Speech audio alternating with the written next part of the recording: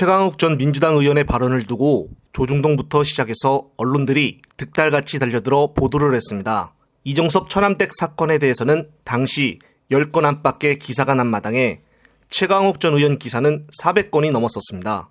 오늘도 계속해서 언론의 편파 방송은 계속되고 있는 마당에 아니나 다를까 국힘당 내에서도 비슷한 막말이 나와 논란이 일고 있습니다. 23일 여건에 따르면 국힘당 관계자는 내년 동두천 총선 출마를 준비하고 있는 손수조 리더스클럽 대표를 겨냥하여 공격성 문자를 보낸 것입니다. 한 관계자는 페이스북에 손수조 대표를 겨냥하여 요즘처럼 개나 소나 저순에 지역을 잘 안다는 사람 넘쳐나는 거 처음 보네. 이 지역 초등학교에 발이나 붙여봤으면서 라고 글을 올렸습니다. 또 다른 관계자는 손수조 대표에게 직접 동두촌을 무시하냐. 우리는 땡땡땡 뿐이다. 더 망신당하지 말고 당장 떠나라. 경고한다는 내용의 문자를 보냈습니다.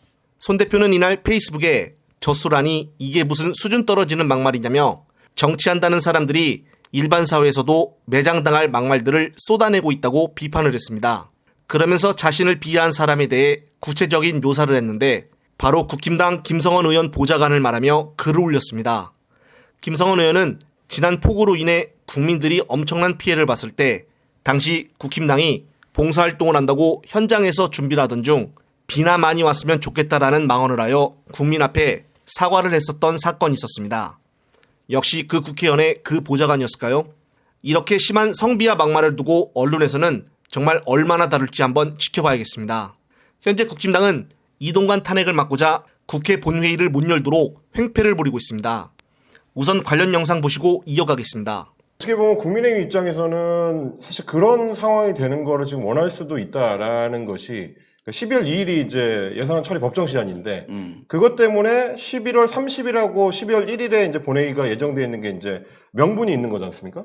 근데 이제 국민의힘 입장에서는 뭐 어차피 예산안 12월 2일까지 통과 못 시킬 거 아니냐. 합의 안 될 거 아니냐. 어차피 나중에 늦게 될 건데. 그럴 거면 11월 30일하고 12월 1일에 본회의를 열어야 될 이유가 뭐냐. 뭐 이제 이런 얘기를 지금 하고 있는 거라서. 그렇죠. 따져보니까 그 얘기를 하더라고요. 결국은 이동관 탄핵을 막으려고 하는 건데 이동관 탄핵을 막아야 되는 이유 중에 하나가 최근에 이제 유진그룹이 YTN 인수하기로 한 거. 네. 그거 이제 방통위에서 곧 통과시킬 거라는 겁니다. 근데 만약에 이게 시간 싸움에서 국민의힘이 밀려가지고 탄핵이 통과가 돼버리면 YTN 인수를 추진을 못합니다. 또 하나는 을지학원이 지금 연합뉴스 TV 인수하려고 하는 거. 그것도 방통위에서 승인을 해줘야 되는데 네. 만약에 이동관 탄핵이 먼저 이루어지면 그것도 통과를 못 시킵니다. 네, 그렇습니다. 그런데 추가로 오늘 언론 보도에 따르면은 이상인 방통위 부위원장이 과거 하이마트 인수 과정에서 이면 계약을 체결한 혐의를 받은 유경선 회장의 형사재판 1심 당시 변호인으로 활동했던 것으로 드러났습니다. 따라서 당연히 유진그룹과 이해충돌 논란이 불거질 수밖에 없는 대목입니다. 그러므로 민주당에서는 이에 따른 적절한 조치를 취해야 하지 않을까 싶습니다. 이러다가 정말 언론사들 다 민영화돼 버리게 생겼습니다. 끝으로 또 새로운 소식이 있으면 말씀드릴 것을 약속을 드리며 이번 영상은 여기서 마무리하겠습니다. 시청자 여러분, 시청해 주셔서 감사합니다.